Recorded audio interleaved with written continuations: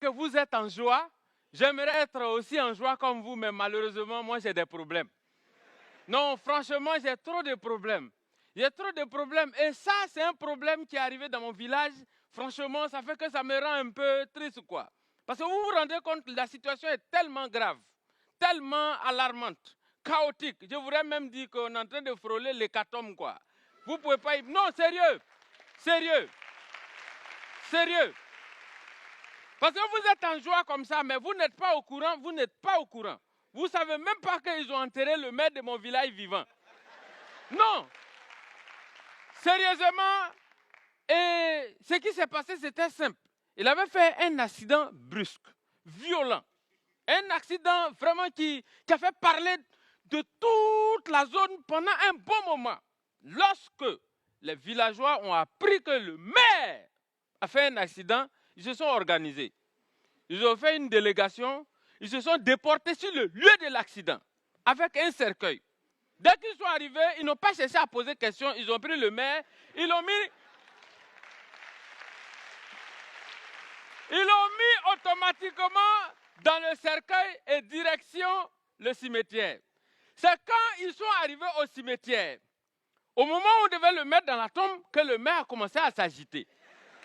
Il a commencé à bouger et il criait, je ne suis pas mort, envoyez-moi à l'hôpital. Les villageois ont dit non, tout ça c'est du superfétatoire, tu as menti. On va t'enterrer. Et on l'a enterré. Une semaine après, le gouvernement a envoyé une délégation de policiers pour mener enquête. Ils ont rassemblé tout le village avec le chef du village à la tête. Et ils lui ont demandé, chef, il paraît que vous avez enterré le maire. Il dit oui. Lui-même, il reconnaît, il dit oui, on l'a enterré. On l'a enterré. On dit, mais il paraît qu'au moment où vous étiez en train de l'enterrer, il était en train de crier, je ne suis pas mort, envoyez-moi à l'hôpital. Il a demandé à son acolyte là, son notable, il dit, quand on l'enterrait là, tu as entendu il crier, non? Il dit oui, on l'a entendu il crier, il disait, je n'étais pas mort. Il dit, ah, moi-même j'ai entendu aussi. Maintenant, l'officier de police dit, mais si vous avez entendu qu'il criait, il n'était pas mort, mais pourquoi vous l'enterrez quand même? Il dit, ah, mon frère, toi tu es policier, hein? Est-ce que toi tu connais le maire? Toi tu ne le connais pas, c'est nous, on vit ici à lui. De toute façon, il nous fatigue là. Est-ce que toi tu sais? Hein? Quelqu'un qui nous a dit, ici on n'a qu'à le voter, il va construire hôpital pour nous. On l'a voté, il nous a menti. Il n'a pas construit. Après il dit non, on n'a qu'à le voter encore, il va construire école pour les enfants. On l'a voté. Mais il nous a menti, il n'a pas construit. Regarde mon frère, tu as vu là-bas là? Il dit oui. Tu vois en haut là-bas? Il dit voilà, c'est espace nous-mêmes on a nettoyé. Il dit il va construire château d'eau. Les gens vont boire l'eau là, c'est ça qui est là-bas. Il n'a pas construit, il nous a menti. Donc quand nous on a appris qu'il a fait accident, on est arrivé sur le lieu. Et puis on l'a vu coucher. On l'a pris, on a mis dans le cercueil. Il était en train de crier, je ne suis pas mort. Nous on s'est dit, ah, c'est son habitude. Donc,